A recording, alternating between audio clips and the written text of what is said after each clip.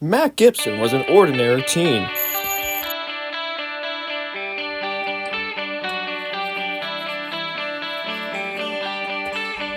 Until one day, everything changed. Is that a glowing rock? Ow! Dinner's ready! No thanks, I don't feel so good.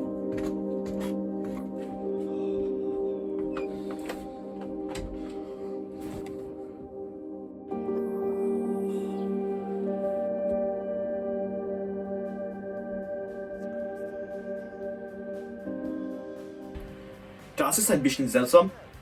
Wait a minute, can I speak German now? I wonder what else I can do.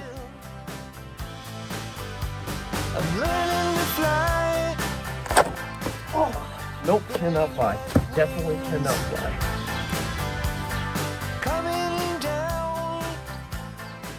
I'm gonna need a suit.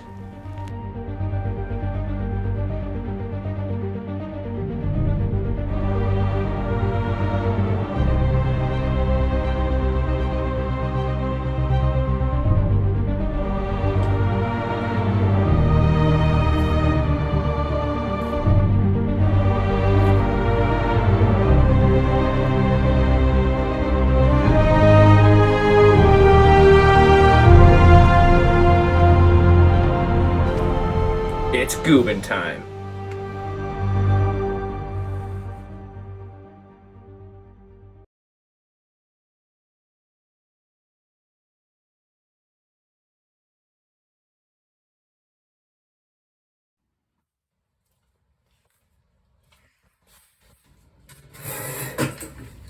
You in the market for a job? No thanks. Might want to reconsider. We pay handsomely. I don't do that anymore. You're making a big mistake, Maythor. How did you hear that name? Well, all that matters is that you and I both have history with Anonymous. They've returned. I'm in. We're gonna need a team. I'm already on it.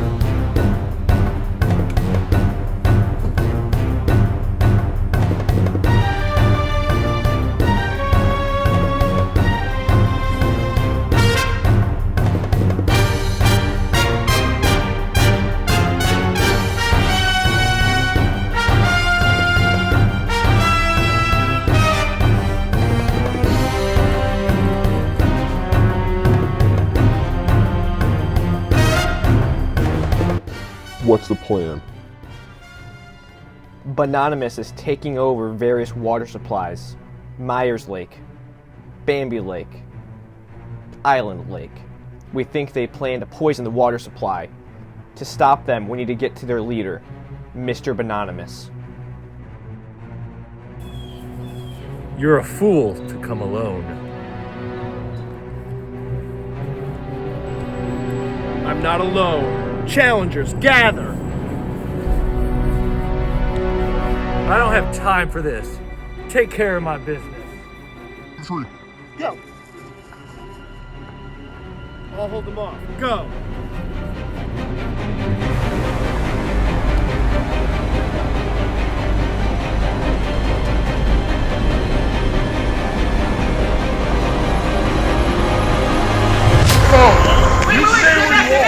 Who are you?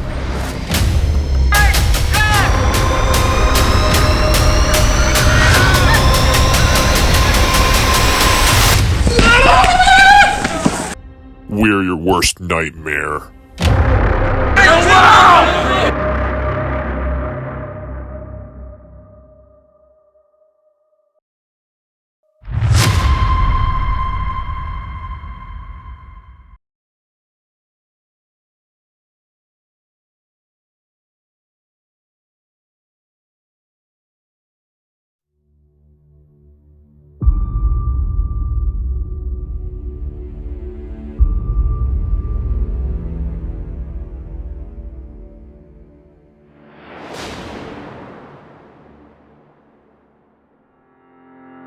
Everyone was just hanging out, talking, relaxing just before everything, goes down,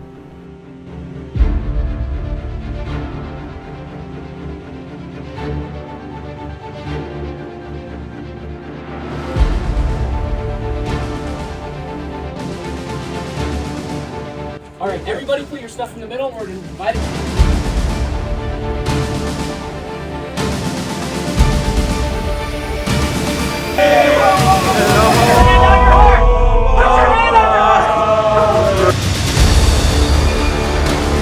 It's Ferraro.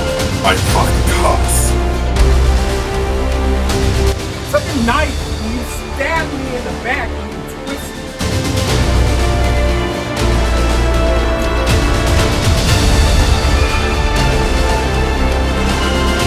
Inside.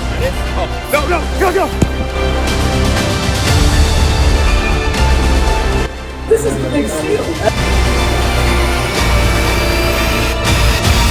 I hear about logic at this point in time.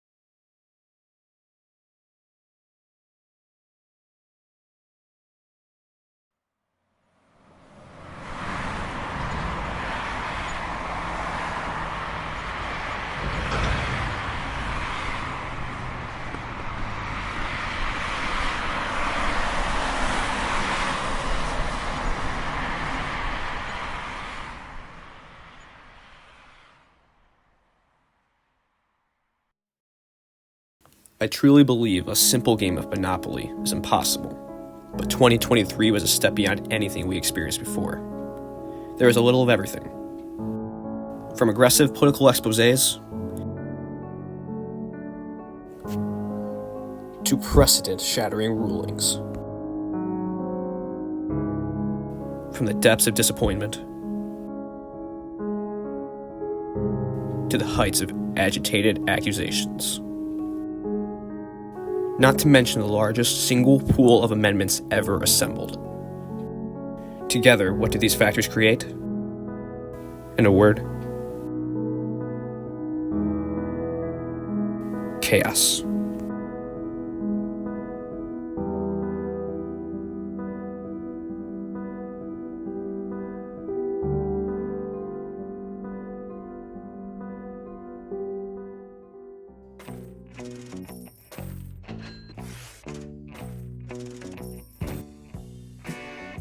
Monopoly has been played by millions and enjoyed by thousands, but not every game is created equal. To understand the game of Monopoly as played by the Grand Assembly 2023, we need some context. So we decided to turn to one of the leading experts, Mr. Jason Quick. How would you explain Monopoly as the Grand Assembly played in 2023 to a 6-year-old? Quite simply, you can't. Even college students have a hard time grasping these concepts. If I had to, I would return to the beginning.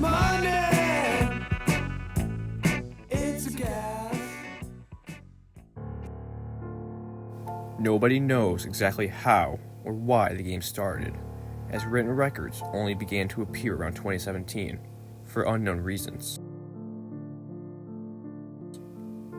Experts suspect an accidental fire that consumed many documents and the records of debt.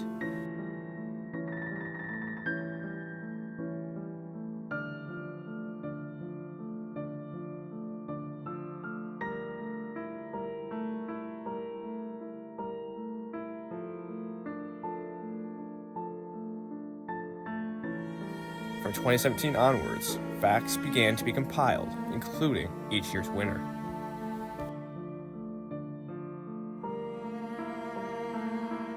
Regardless, what is known is that from the very first game, the group decided to make adaptations to the rules and enshrine them for posterity. At the core of these changes is the contract system. The contract system of the Grand Assembly developed out of the desire to codify one of the very basic functions of the games, namely to make trades. It all began by printing out the official copy of the rules, then eliminating any that were deemed unnecessary or outdated. Then they were free to add any rules they wished. They struck down the short game clause, and they forced people to sign in order to play. What really separated the Grand Assembly from other board game entities such as the Candyland Collective or the Connect Four Kingdom or Backgammon Bureaucracy is its ability to adapt. Enshrined as the very first amendment, necessary for all others, is the future editing clause, which states, "This document can be amended at any point by a single person introducing a rule and a 2/3 majority for the rule to be introduced." Some of the earliest and most notable amendments established during the founding period include the creation of a 5-minute intermission every fourth turn, known simply as the break. Any deal, contract, or loan was confined to this break in the hope of fostering order. But as important as these changes were, even more essential to understanding 2023 is the form of government employed by the founders, namely the High Council.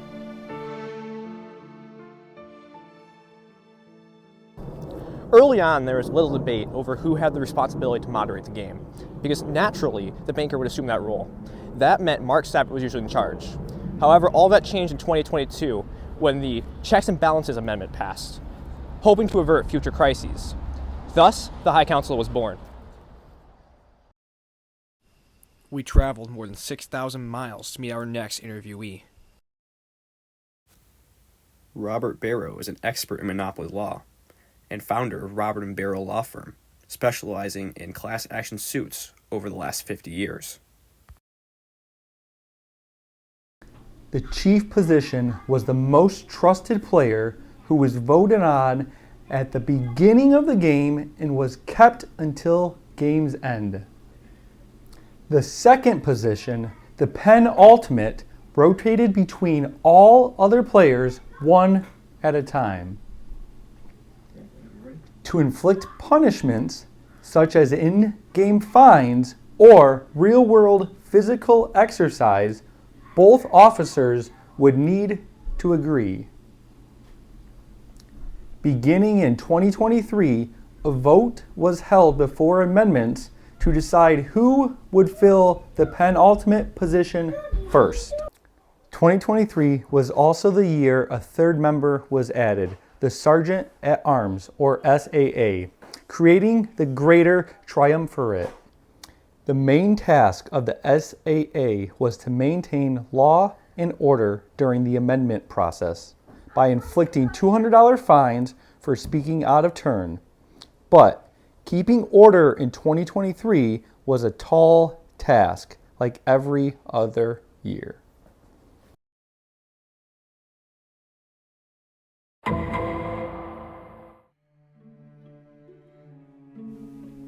Traditionally, the amendment process was rather low stakes, albeit chaotic.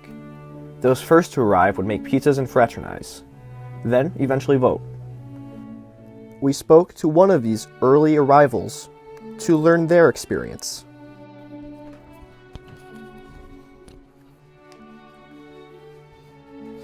I've heard there's been like a hangout period before the game starts. Is that true? Yeah, absolutely. Everyone was coming in at different times, so there was like food and drink available. Everyone was just hanging out, talking, relaxing just before everything goes down. The casual atmosphere wouldn't last long.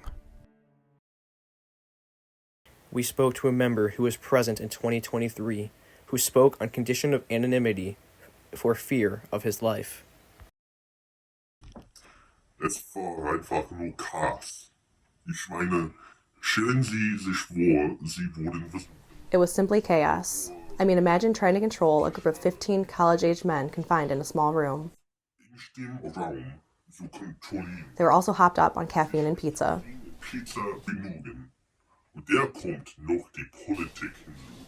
Then, add in politics to the equation. I mean, their motto is literally no rules. By the time they came around to say, okay, there's some rules, or a lot of rules, it was too late. 2023 marked the first time since the founding that an effective political campaign and polling operation were conducted. The main target, Mark Doc Sabat.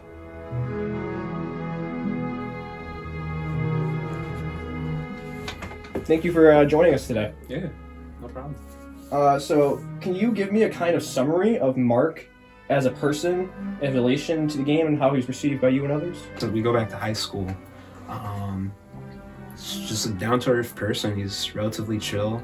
That's how I've always known him. That I can relate to him on that at least. So, always someone you can rely on. If there was like something of like a conglomerate, you know, he was sort of like the one on top, or in this, I guess in this case, like the most trusted person in this case. You know, if any of your money's missing, you'd be like the last person on your mind.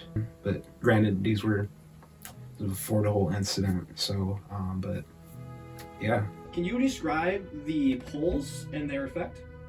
Yeah, I would say I was relatively shocked. I will say though, I'll be honest, I voted for Mac because I called it like 3 weeks ago before. I know that's heavily debated or whatever, but honestly, I say he won, and I'm just being real. I called it too. I'm on camera. I called that too. Okay. What was your reaction and the reaction of others to Mark's Fortnite tapes? Oh, yeah. That question is cool. It's okay, take a moment.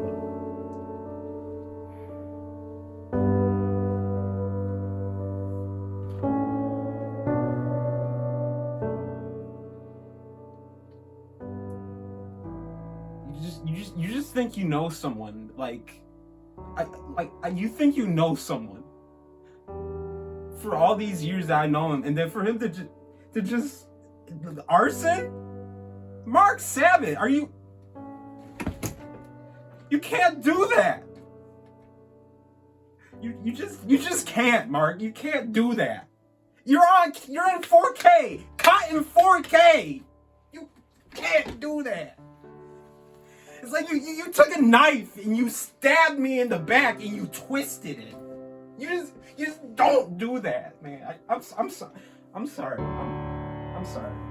can't.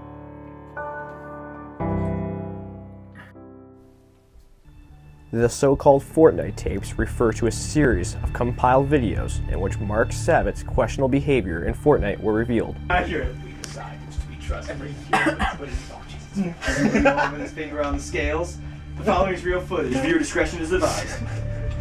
Are you an arson? No, he runs over dogs. You're running over dogs. And then he blew up the gas station. And then he shoots the dog.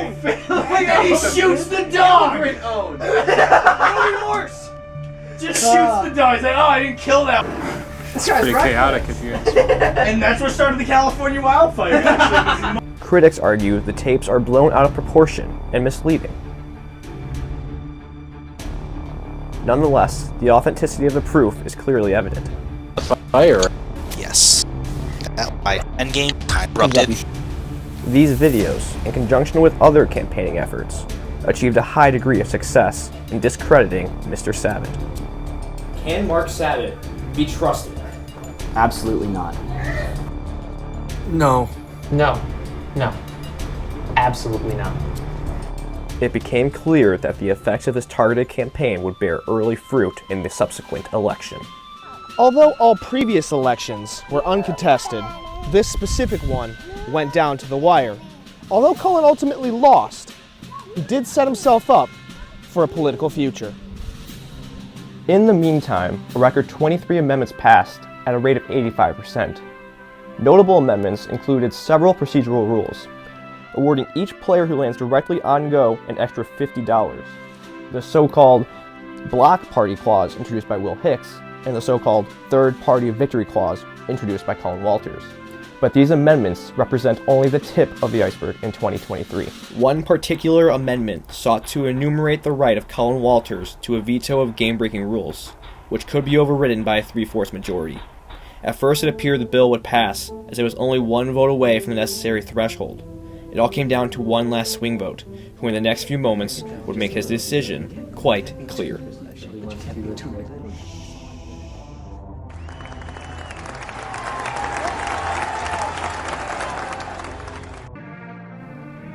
There was now only one thing standing in the way of the game's commencement: the opening ceremony. The ceremony began with a series of anthems. trample the secret shores. Except for Spain. Within the skies and through the clouds and over hills and seas. I love that Mark's the only one not standing. I'm a little dizzy. I can keep slapping, get to moan, never. And the rockets red glare, the bombs bursting in air, gave proof through the night that our flag was still there. Oh, say does that star-spangled banner yet wave o'er the land of the free and the home of the brave.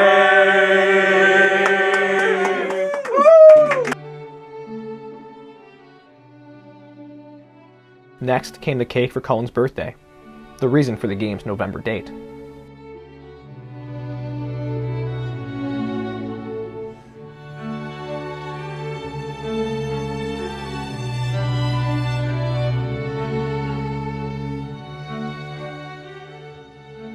And, in conclusion, the ceremonial dice roll marked the game's commencement.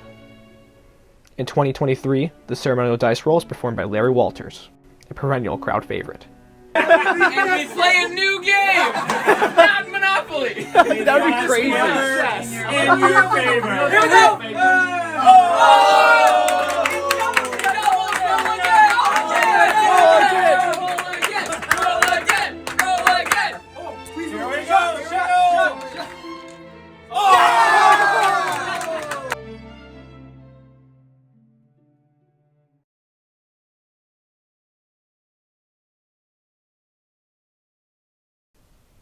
At 8:25 p.m. Eastern Standard Time, the game officially began. But this was unlike any game played by the Grand Assembly. In 2022, the Border Expansion Act was passed, paving the way for a two-board game and creating a council to work out the logistics. Among the changes made by this controversial council was the introduction of 22 total chance and community chess cards.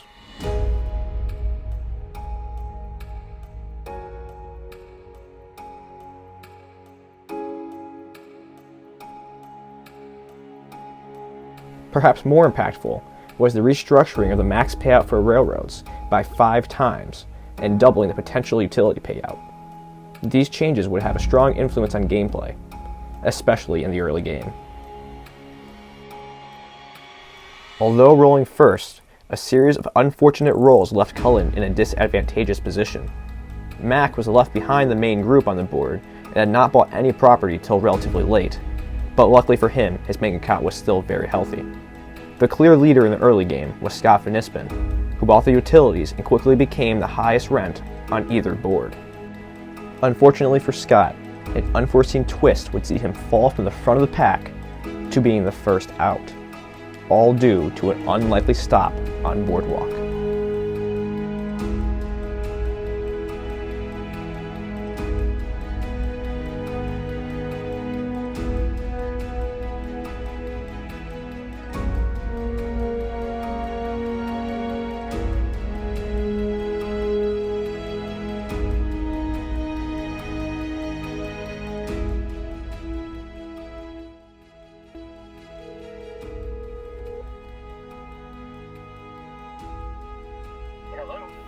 Hi, is this? Well, yes, it is. Can I ask who I'm speaking with? Yes, this is Cullen Walters from WNN. I was actually reporting on Scott Van Nispen. I was wondering if you knew how I could get a hold of him. Oh, wow. I'm sorry, but nobody's heard from him since last November. Said something about needing to find himself or something. I haven't heard from him since. Oh, well, thank you for your help anyways. No luck.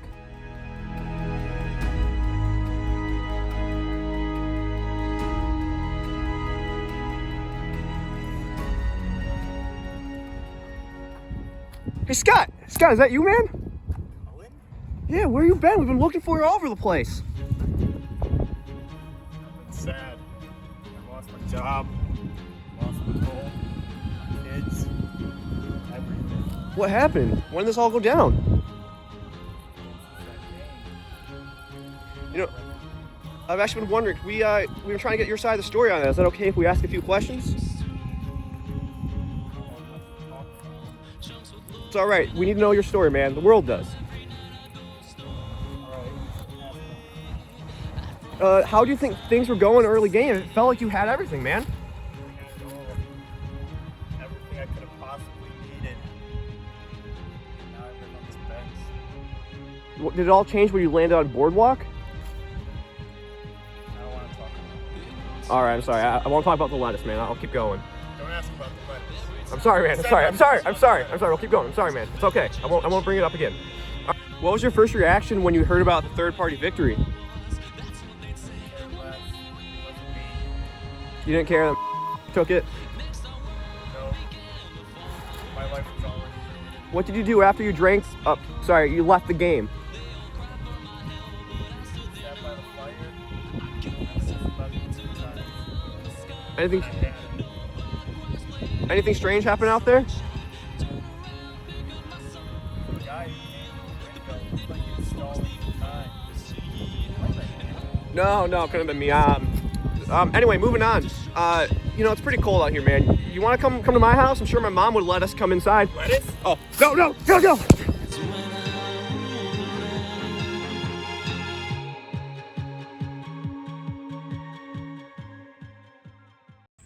All right, so this is the third day now of Scott being missing, but there's been reports of a hobo in this area, so we're gonna check it out and see what we can find. Scott, we gotta stop meeting like this. What happened to you? Who did this? Hat man. What does that even mean? What do you mean? Where's Mac?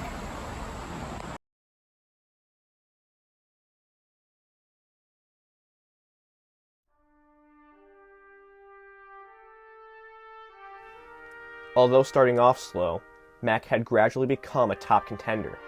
With his top rival off the stage, Mac, now with 3 monopolies and even hotels, was the definitive frontrunner. It appeared not only likely, but inevitable that Mac would win it all. Consolidating his position still further, Mac entered into a contract with David and Charlie, agreeing to provide them temporary safety in exchange for access to their assets. How was your contract with Charlie structured? Well, early game, him and I were in the back of the pack. We were last to roll, we were right next to each other, and we both bought properties on the second turn of Kentucky and Tennessee in order so that we could charge higher prices to other people. He sold his property to me in exchange for partial revenue of that property. In terms of my contract with Mac was the same as Charlie's. He would give me partial revenue for the properties, which I would sell to him so that he can have a larger income from those properties. How was your alliance working? Was your position strong? Yeah, I would say so. The main challenge of the game at that stage was just paying attention to the board because there's so much stuff going on and making sure that you actually caught who landed on your ground and asked them for their money. And so when you had 3 people working on that, because they all had the same vested interests, it made that a lot more efficient. How did the hierarchy of your contracts function between you, Mac, and Charlie? Well, speaking of hierarchy, I love that. I would describe it as a feudal system, in contrast to the Western Bloc's communist tendencies, let's say.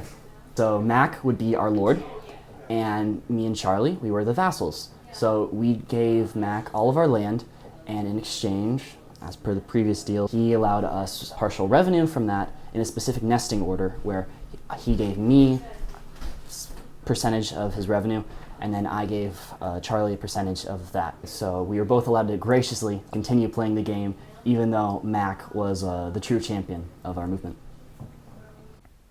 The remaining non-Mac aligned players became increasingly concerned at the prospect of a Mac victory, and so they created a response, a counter-alliance. The first and perhaps last true Monopoly LLC, dubbed simply the West Block. As the players only had 5 minutes to draft and submit their contract to the High Council, a frenzy of activity soon erupted. Okay. All right, now everybody sign. I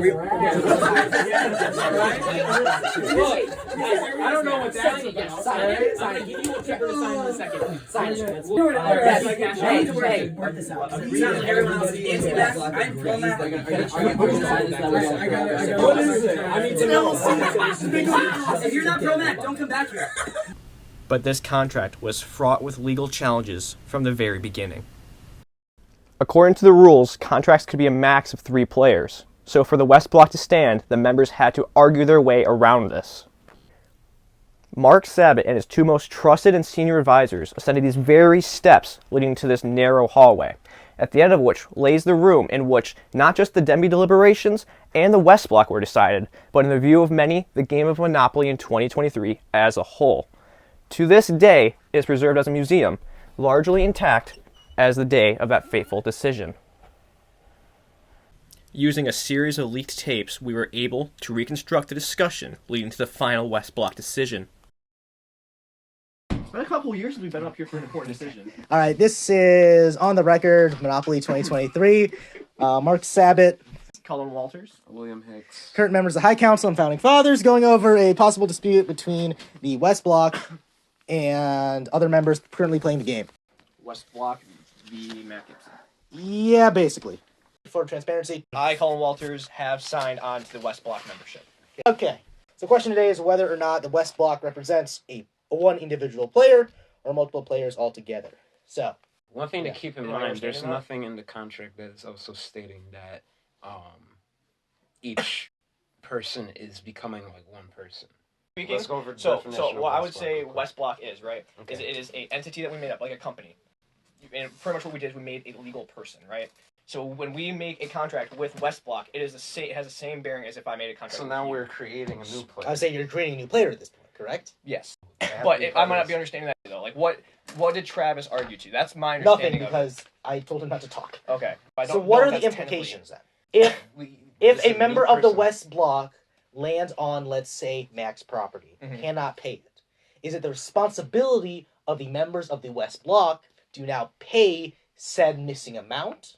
Since technically, all of your properties and stuff is not owned by you anymore. Yeah. It's owned by the West Block. If that is the case, the West Block is one player. What I believe it would be then is we create pretty much a trust. Okay. Now, if my player were to land on another person's property to Mac, that money would come out of the trust, not my personal bank account. So the whole thing is, do we have the authority to create an entity that we decide has legal power to ourselves? Yes. Essentially, I mean, I'm pretty sure there has been cases of that happening in the past. It's just that now this is like a bigger scale, and so now people making it formal. Obviously, I have a conflict of interest, but my point of view is that it is not specifically restricted. I think we have had smaller scale versions of this in the past. And my thing is, I would say like 60% of me has let it go, and I would say it would be a next year amendment issue. So to sum up, so we can go back downstairs. Right. Technically, there are still, considering this as one player. So then there would be me, the conglomerate, Mac, Charlie, and David. Yes. So 5 players still, technically. Yeah. Therefore, this can all stand. All properties are shared, right? Yeah. So I would say you still retain it. Yes. However, it's owned by the entity. Therefore, if you owe something, it is the responsibility of all members to try to pay off that debt. Okay? I agree with that. You agree with that? Yeah. So they're all one player. All one player. Brings it down. Okay. Yeah, but you are able to share resources within the conglomerate of one player. Okay. That makes sense? That does make sense. Okay. Taking breaks from the game in order to convene on important issues wasn't entirely unusual. In 2018, for example, a break was held to interview, or some would say interrogate, Will Hicks to decide who he would give his property to when he left the game. So what prompted you to remain neutral throughout the West Block ordeal? You mean the West Block scandal? Yeah. That was, I mean, it was stupid. Like, I wasn't trusting that, like, for real. Like, it was so stupid because, like, if you signed up for that, let's say you have a lot of money, right?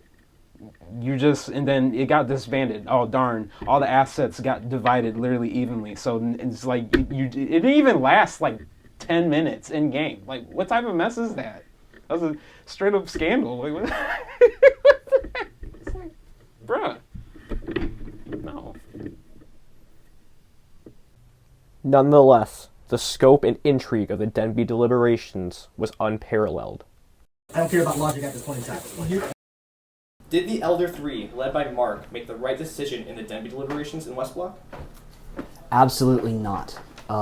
In my dreams during the deliberation, I had dreamed of a situation where the Western Bloc had all their assets divided, and so no one member would have been able to actually stage a fight against Mac.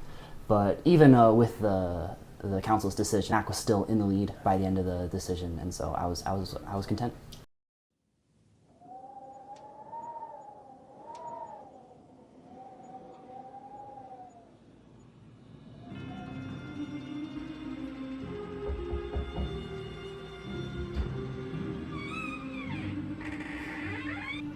Good morning, Mr. Wilson. I just have a few questions for you to answer for me today. Question 1, did Mark get the West Block decision right? Obviously not. He made it up. Everything, from the beginning. You can even hear in the recording, he says, the question is this one player? Oh my goodness. He was conspiring against the West Block, against players. We're just adding things. We're putting in our own meaning. And that's exactly what he did. And he was fine with doing it. First of all, he was clearly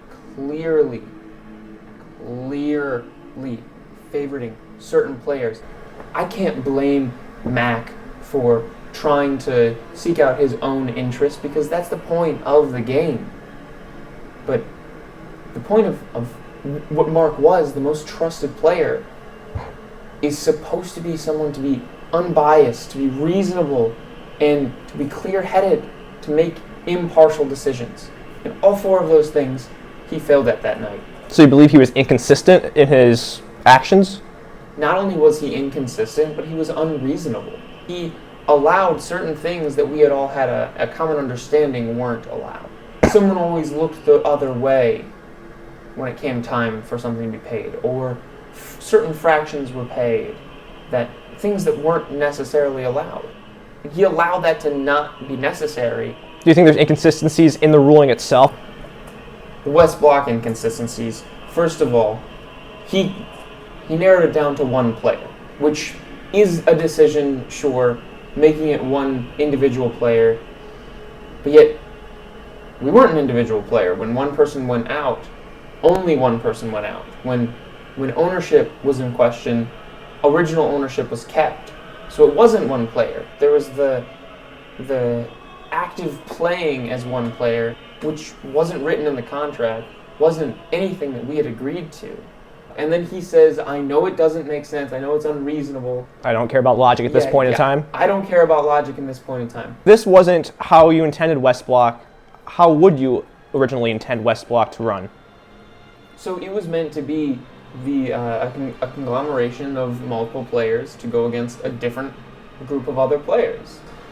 4 or 5 players on their own against a group of 3 or 4 players. You can't do anything if it's just me. Like, I had no chance against these 3 players or these 4 players that are working together, dealing and letting each other off. But don't you think that's against the clause stating there's no contracts between more than 3 players? Was it not a contract between multiple players? Well, no, every player had their own contract. The articles of incorporation were just a rule set that we were all agreeing to. Every single player had their individual contract with the West Block. We weren't trying to get rid of individual ownership. We weren't trying to get rid of individuality or make it so there was only one player. No, we were just putting our money into a pool. And at the end of the day, I tried to do what was best for me as well as allowing others to do what was best for them. And he goes off and says it doesn't matter. I'm not going to follow that. I know I just allowed it. I allowed it for these specific players, but you can't do that. how was I supposed to know? I'm just trying to play the game how the curator, the rule maker, the most trusted player sets it up. How can I do anything other than that? I think we need a most trusted player that can make good, strong, and logical decisions in times of crisis, and I don't think Mark makes the cut.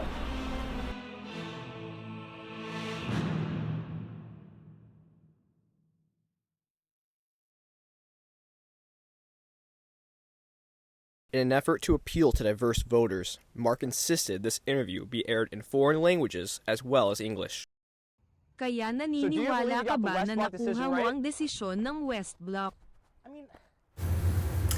I mean, I don't want to say personally. I have no comment on my decision on West Block. The people who were in the room, we talked about it extensively. We have a recording of that, so the decision of West Block, I stand by it, but that's all I've got to say on that one. Paano naman ang mga taong nagsasabing ang West Block ay lumayo? Well, like I said, I stand by the decision made at the time. So for those who say it went too far, well, that's about it. I stand by that decision. Tinawag kang diktador ng isang mahalagang manlalaro, paano mo ito sasagutin? How do you respond to his criticism? Well, on the first part, the career politician, that's just how the game has naturally gone for the past few years. Nobody has ever decided to run against me during this time. In addition to dictator, again, yes, my decisions, and I've jokingly called for unilateral power on a few occasions. But in seriousness, it works out. We still have a process in order to make amendments, but in the decision-making process, in order to keep the game going, someone needs to be appointed to those positions. I'm gonna have to remind you that we've added positions to divert power. So to call me dictator now, in previous years, absolutely, because I have had all the power, but since then, we've distributed the power between multiple people. Regardless of how the West Block members and other players viewed Mark and his decision, one eventuality they didn't see coming was an early disbandment. MA 23/16, aka Pace Management, states, with 3 players remaining, all contracts are void, replacing the current 2-player rule. Currently, the West Block could still stand, as a player total was at 5, but an alleged quid pro quo would soon alter the landscape drastically. We're also considering the fact that since we're 5 individuals, if these 2 declare bankruptcy, the West Block falls apart. Yes. Okay. If these 2 leave, then it's gone. Well, Contracts are appreciate void. you guys. Many critics argue you left the game because you were pressured by Matt Gibson to leave early in some kind of corrupt deal. Is that how you view this? Not at all. Both me and it was very late at that point, and both me and Charlie needed to leave, and so we decided to send one more Hail Mary before we headed out. Although many question the sincerity and truthfulness of David's statement, in the end it doesn't matter why he and Charlie left the game. What does matter is their departure brought the recognized player total down from 5 to 3, thus eliminating all contracts, including the West Block. Due to this rule's effect, and the rules of the West Block Incorporation, each member of West Block now received an equal allotment of the pooled assets, meaning poor players like Travis profited greatly, while rich players took a large hit to their accounts. All right, everybody put your stuff in the middle. We're invited to the group. Within the West Block thing. Yeah, everybody. It's fine. Who was the main culprit behind the West Block decision? Travis, 100%. Bro, I don't know what part of his genealogy, let's say, was responsible for his decisions that night, but it was a tragedy, to be sure. Was it your intention from the start to gain assets from the players through West Block? Absolutely. It was all of our intention. We wanted to gain the assets of the members who weren't part of the West Block. The way that it turned out wasn't what was expected. Obviously, we didn't get to gain property, we didn't get to gain money as a collective, and the purpose of that clause was to really dish out that gained money, that gained property. Once I finished interviewing, a guard entered and informed us both that Mr. Wilson would be moved to another facility. When I asked to which specific facility, the only reply was, elsewhere. I just want my story to be told. Please tell somebody. And I promise, I have no thoughts of how I'm doing. I'm not suicidal. I'm not suicidal. Though the West Block members suffered gameplay setbacks, Mark arguably suffered more through his loss of credibility. With the West Block dissolved, each member officially became a player again, bringing the total back up to 7 and allowing contracts. But with the West Block, the best and perhaps last chance to defeat Mac gone, it was only a matter of time until Mac took home the victory. But it was not as clear a victory for the Pro Macs as they at first believed. This is not the end. It is not even the beginning of the end. But it is perhaps the end of the beginning. There was still one last long-shot chance to roadblock Mac's path to victory. The third-party victory clause. Passed unanimously in 2023, this amendment set forth 10 random and improbable amendments. If all were reached, Mac would be barred from victory.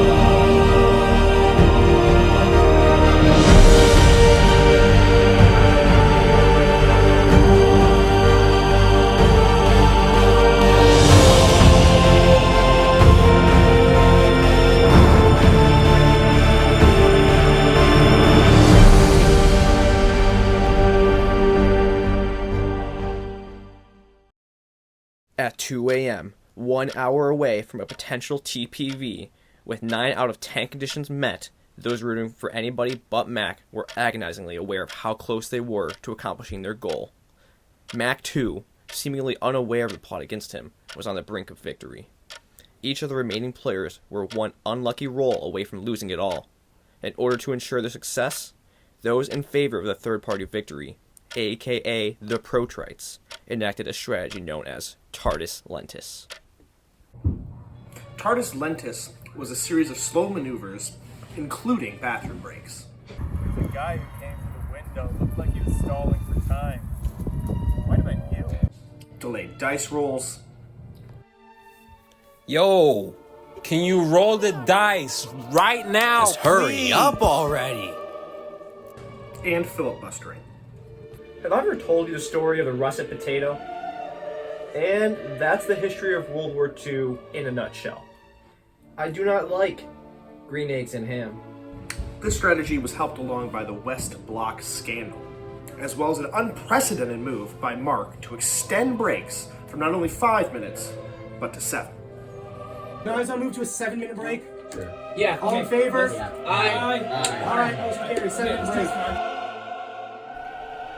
With less than 5 minutes till 3 a.m., the Protrites came to the open with their plan and declared their intention to invoke the third-party victory. By rule, at 3 a.m., only 2 players could remain, so they took turns in successive waves to declare bankruptcy. However, 3 players still remained: Will, Mac, and Justin. With time running out, the Protrites attempted to convince Justin to drop out, assuring him this would indeed mean a non-Mac victory.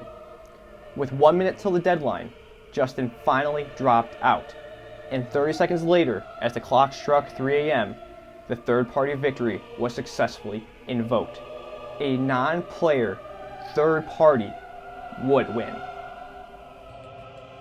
The realization of the game's end came over Mac like frigid water.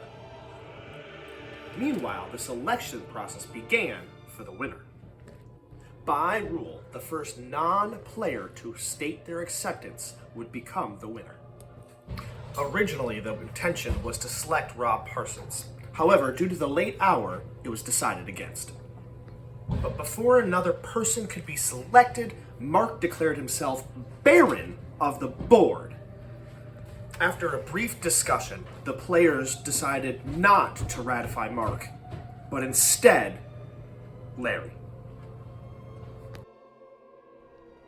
Ste zamýšľali získať víťazstvo prostredníctvom tretej strany.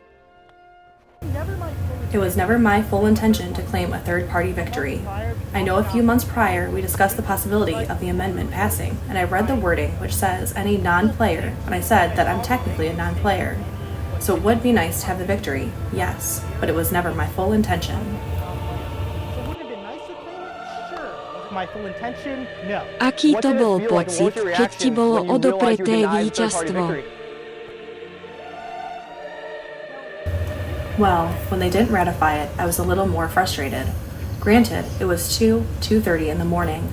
I decided to give up my position and go home, but when I saw there was a possibility of it happening, I decided to stay and see what would happen.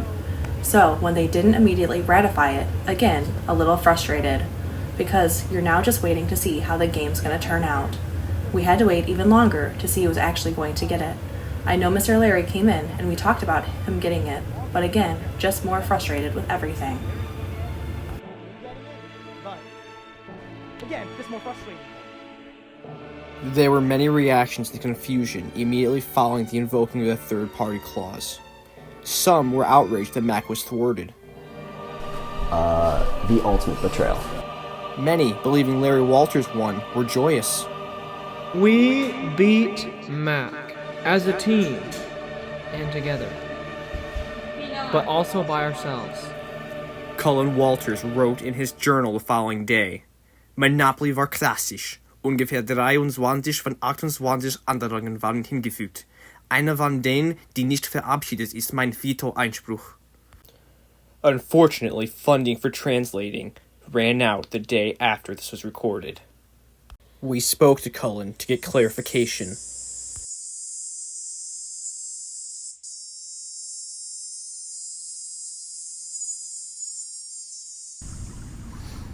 How would you describe the early arguments against the third-party victory?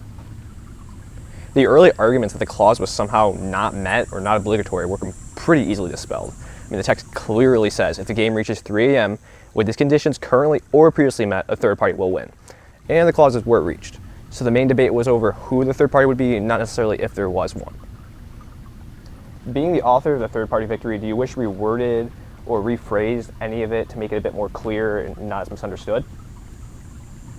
At first it seemed clear, the victor shall be the first non-player to say either through text or verbal word, I accept my appointment as Baron of the board.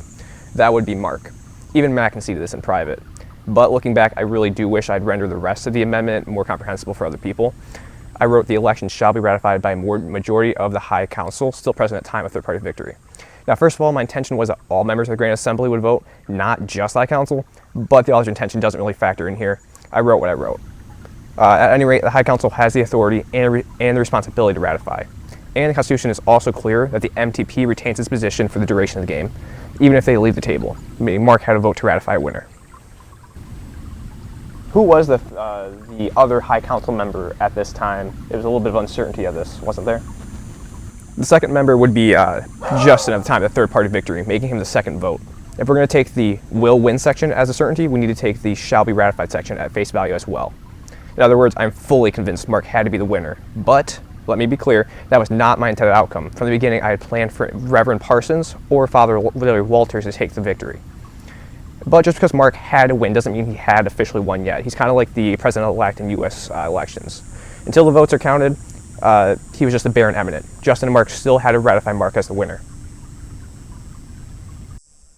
On December 21st, 2023, 33 days after the game started, Justin agreed to ratify Mark as the winner. The next day, Mark officially ratified himself. The deed was now done. The game had closure.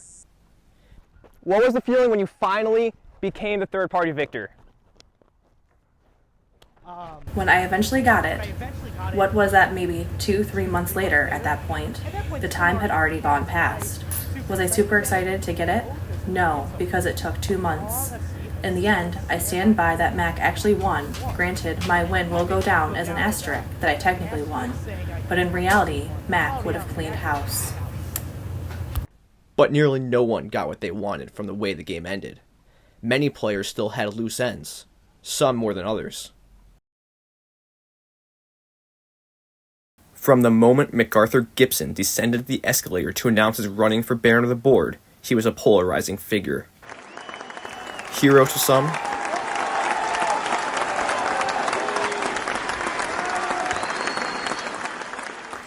villain to others.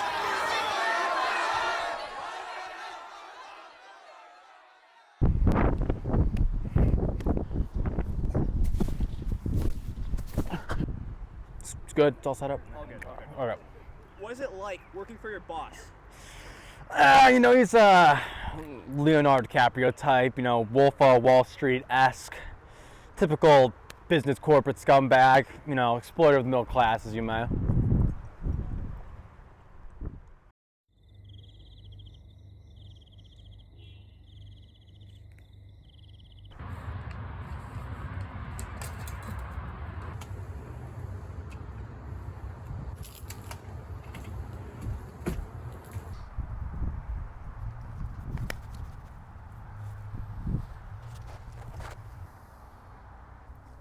First of all, I want to thank you for being here. I know this could not be easy for you to relive these memories of the past couple months. Yeah, it's been very difficult.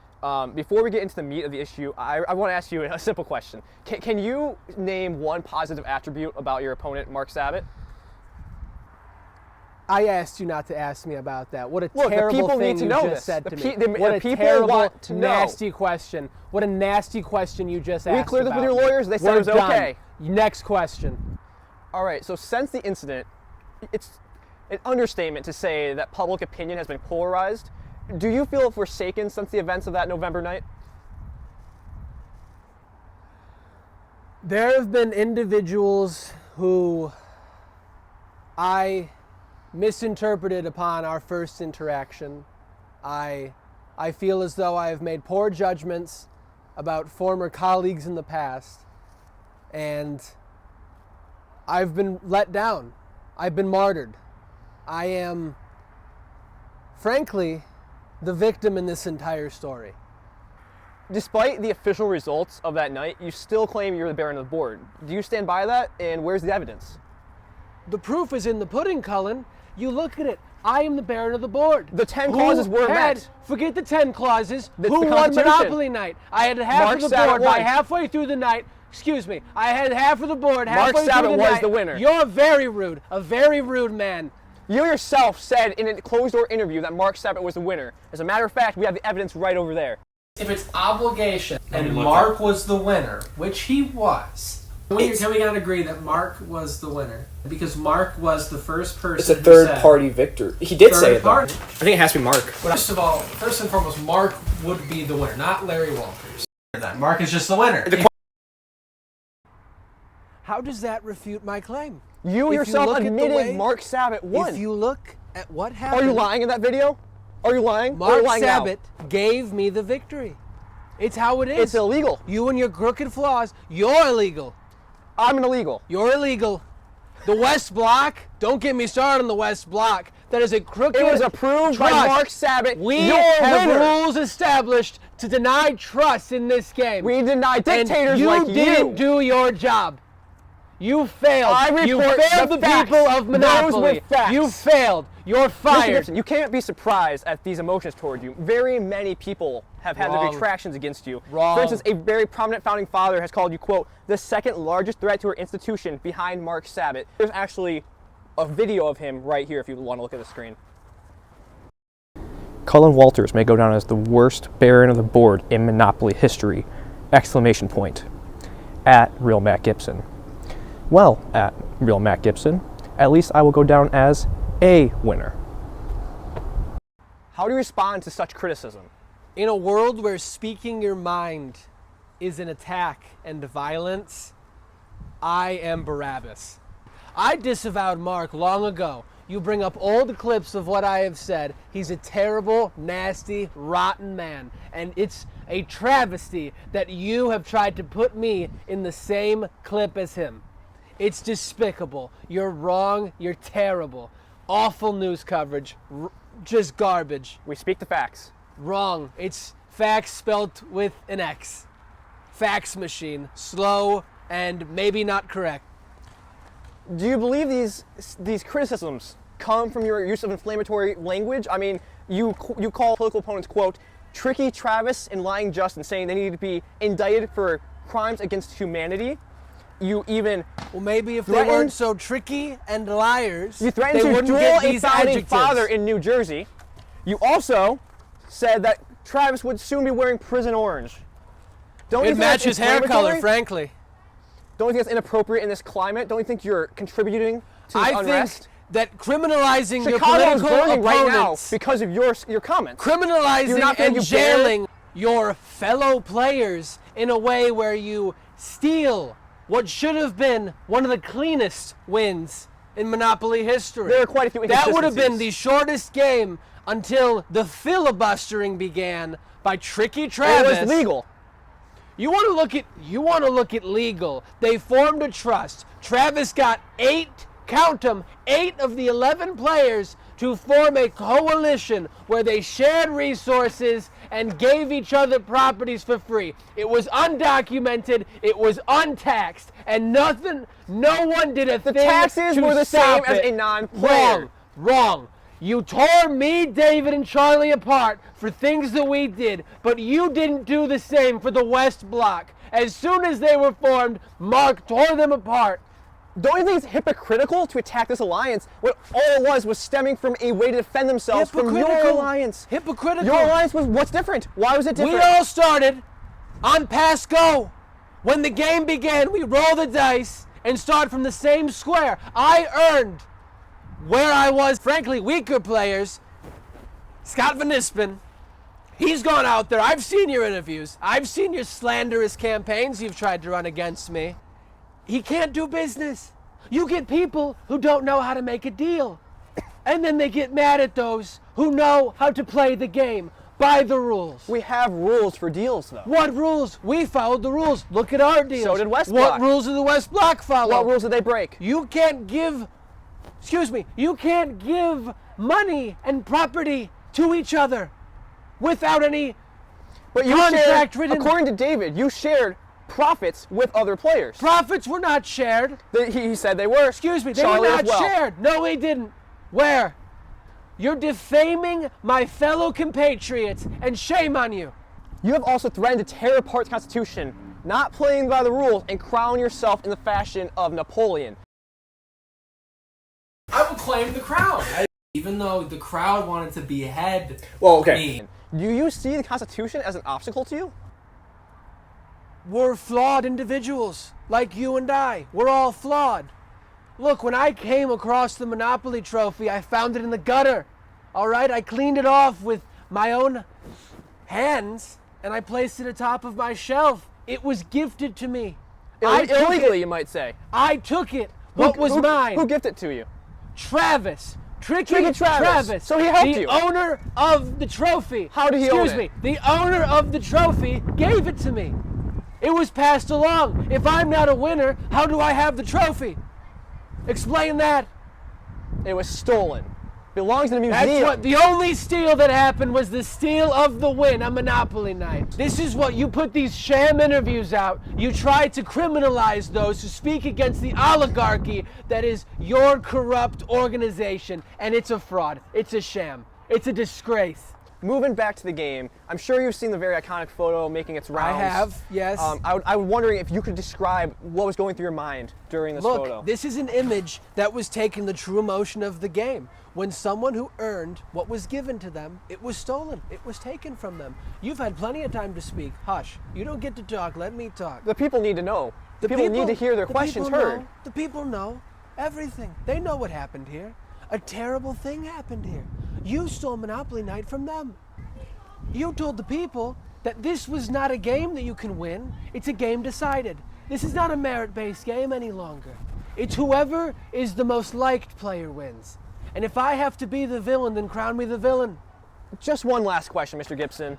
I want to once again thank you for your time you've allowed me to ask these questions. You've definitely been asking questions. With the 2024 game close at hand, there's been fear circulating that if things don't go your way, there's going to be unrest. So, will you condemn the violence and accept the results how they are? Mr. Gibson. What a nasty thing you just said about Mr. Gibson, I just asked a question. It's a simple.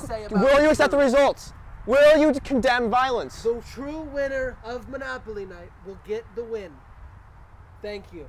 We'll find out in November who the players decide.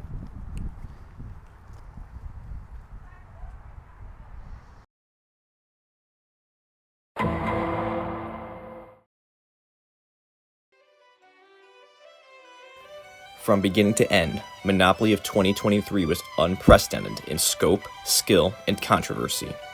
The Grand Assembly built off their early foundations to refine their government and create order. It's far fucking cost. They united over symbolic traditions leading to the game's start. There was like food and drink available. Everyone was just hanging out. They strove side by side, some rising, some falling. Oh, go! Those remaining forged alliances. I would describe it as a feudal system, in contrast to the Western Bloc's communist tendencies, let's say. These were tested by the crucible of hardship and controversy.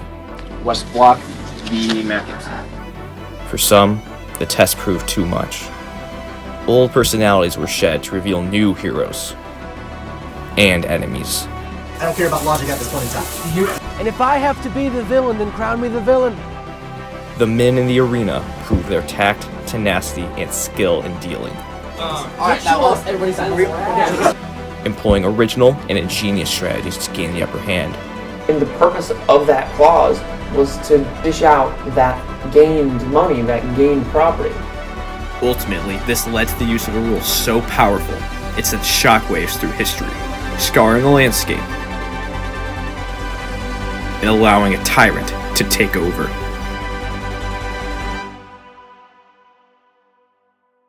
Despite these extraordinary events, the Grand Assembly stands today stronger than ever. Players and spectators alike, united by a game long from forgotten, and a future we shall face together. We are the Grand Assembly, and we send this message that our past will always be remembered. For in those memories, we are immortal.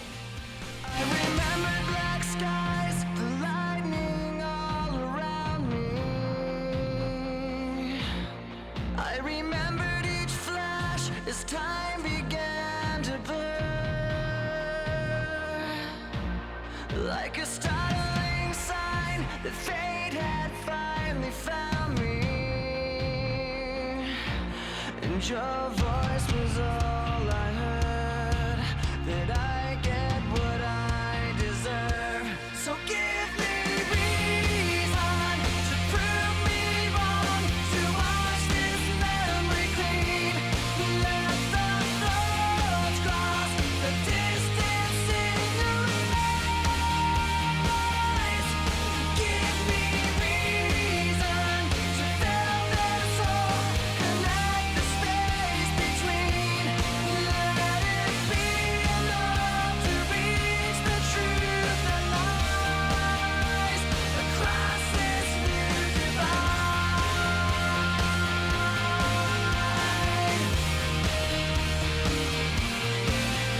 There was nothing in sight but memories left abandoned.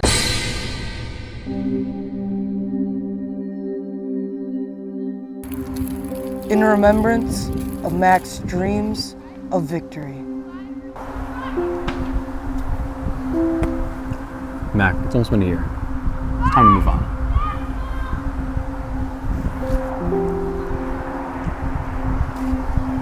You're right.